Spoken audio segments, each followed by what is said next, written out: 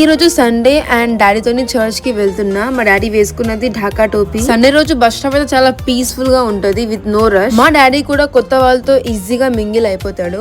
మా church timing 9 to 11. Then church అయిపోయినాక ఇంటికి వచ్చి స్నాక్స్ తిన్నాక కొంచెం సేపు రెస్ట్ తీసుకొని ఈవెంట్ కోసం అయితే రెడీ అవ్వడానికి స్టార్ట్ అయిపోయినా. ప్రతి ఒక్కటి నాకు ఓకే, బట్ ఇలా జుట్టు వేసుకోవడం అయితే నాకు పెద్ద టాస్క్. ఈ మినీ క్లిప్స్ అయితే మళ్ళీ సెట్ అవ్వనట్టు అనిపించింది, మళ్ళీ దాన్ని తీసేసిన. ఈ రోజు సింపుల్ గా 1 piece ఫ్రాక్ వేసుకున్నాను. మాల్ కి వెళ్లే ముందు ఆల్ ఆఫ్ ఎ సడన్ చాలా లోగా ఫీల్ అయింది. మాల్ లో మేనేజర్ సార్ కి కాల్ చేసి ఇన్ఫార్మ్ చేసిన. నాకు అప్పుడప్పుడు బీపీ లో అవుతుంది గైస్, సో సాల్ట్ వాటర్ తాగేసిన.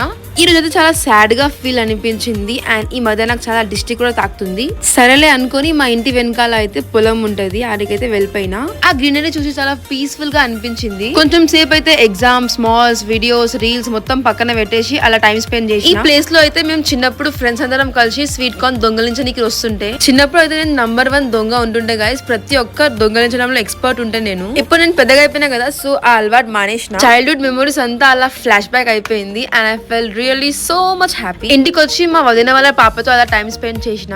ఈ రోజు మూన్ చాలా మిస్టీరియస్ గా అనిపించింది. అలా జూమ్ చేస్తే మూన్ అయితే నాకు డబల్ కనిపించి, ఎందుకు అలా రీజన్ చెప్తారు ఎవరైనా. రేపైతే ఎగ్జామ్ ఉంది గైస్, పనుకుంటున్నా. మీరు కూడా పనుకోండి. See you soon in my next vlog. Bye bye everyone.